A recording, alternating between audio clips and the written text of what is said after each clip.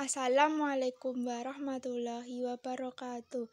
Perkenalkan, nama saya Kinanti Puspa Ramadhani dari kelas 11 OTKP 1 nomor absen 34.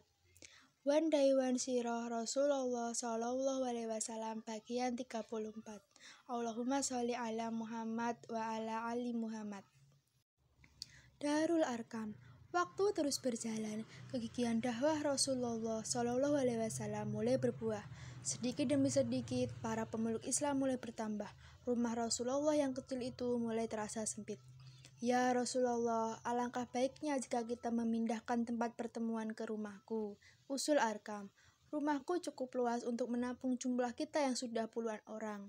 Lagi pula letaknya ada di puncak bukit. Orang-orang jahat tidak mudah mencapai tempat itu untuk mengganggu kita.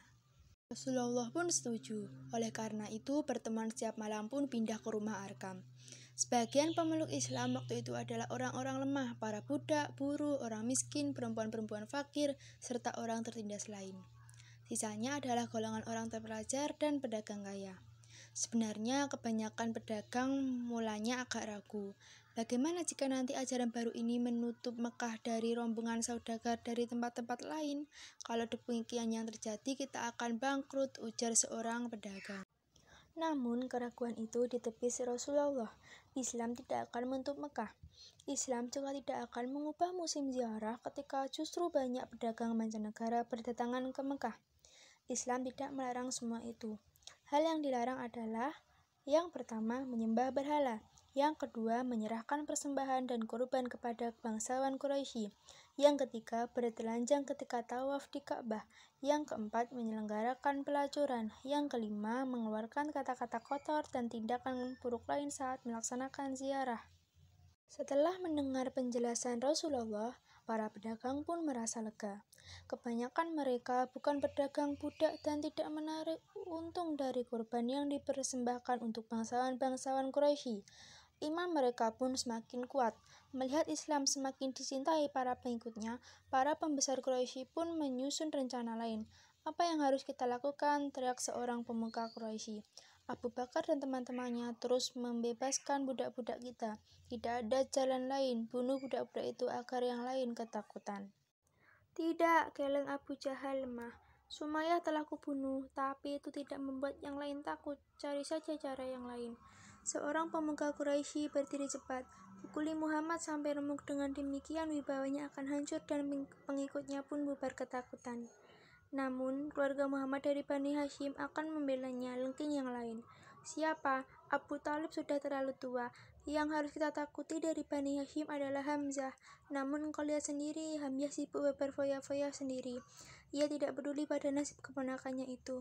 Pilihlah dua orang yang paling ditakuti di Mekah untuk melaksanakan tugas ini. Sejenak orang-orang terdiam sambil memandang berkeliling.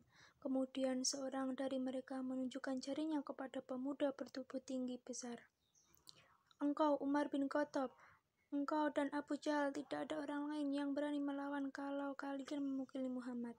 Orang-orang berseru, setuju. Sabar, tiba-tiba seorang berseru, langkah awal bukanlah serangan fisik, hancurkan dulu wibawanya. Kuusulkan agar kita suruh para budak melempari Muhammad dan meneriakinya sebagai pembohong, orang gila dan tukang sihir. Usul itu disetujui. Mulai hari itu, setiap Rasulullah melewati jalan-jalan di Mekah, para budak, para wanita yang nasibnya justru sedang diperjuangkan Rasulullah meneriaki beliau, pembohong besar, orang gila, tukang sihir. Suara mereka keras dan tajam, layaknya orang sedang mengusir kucing yang masuk dapur. Kemudian apa yang terjadi jika Abu Jahal atau Umar mulai memukuli Rasulullah? Kuda jantan saat itu merupakan masa yang berat bagi Rasulullah. Beliau pergi ke sebuah tempat yang teduh, berbaring di atas batu, dan berusaha menahan air matanya agar tidak jatuh.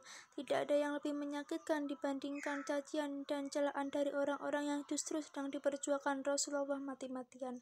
Sementara itu, di depan Ka'bah, Abu Jahal berkuar di depan teman-temannya, "Aku bersumpah untuk menghantam kepala Muhammad dengan sebuah batu ketika dia sedang sujud kepada Tuhannya." Beberapa orang bersorak memberi semangat, sedangkan yang lain saling pandang dengan terkejut. Itu adalah sebuah tindakan kejam yang dapat menimbulkan kematian. Jika Muhammad meninggal, Bani Hashim pasti akan menuntut balas dan Mekah akan terpecah oleh perang saudara. Namun Abu Jahal telah mengucapkan sumpah yang tidak dapat ditarik lagi tanpa mencoreng mukanya sendiri.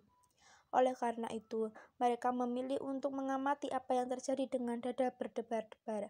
Kesempatan yang ditunggu Abu Jahal pun tiba. Saat itu Rasulullah sedang sholat di depan Ka'bah. Ketika beliau sujud, Abu Jahal dengan cepat melangkah mendekat. Kedua tangannya yang menggenggam batu terangkat tinggi-tinggi, matanya menyala buas. Namun ketika batu akan dihujamkan sekuat tenaga, mendadak Abu Jahal berbalik pergi, batu di tangannya lepas dan wajahnya pucat ketakutan.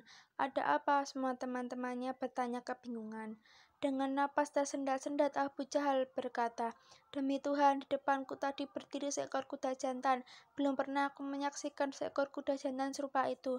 Kepala, tengkuk, dan giginya sungguh mengerikan. Aku yakin dia akan menelanku seandainya batu tadi kuhantamkan." Abu Jahal pergi cepat-cepat untuk menenangkan diri. Orang-orang memandang Rasulullah dengan heran dan takjub. Sementara itu Rasulullah tetap melanjutkan sholat dengan khusyuk. Wajah beliau begitu teduh dan tenteram. Bersambung. Wassalamualaikum warahmatullahi wabarakatuh.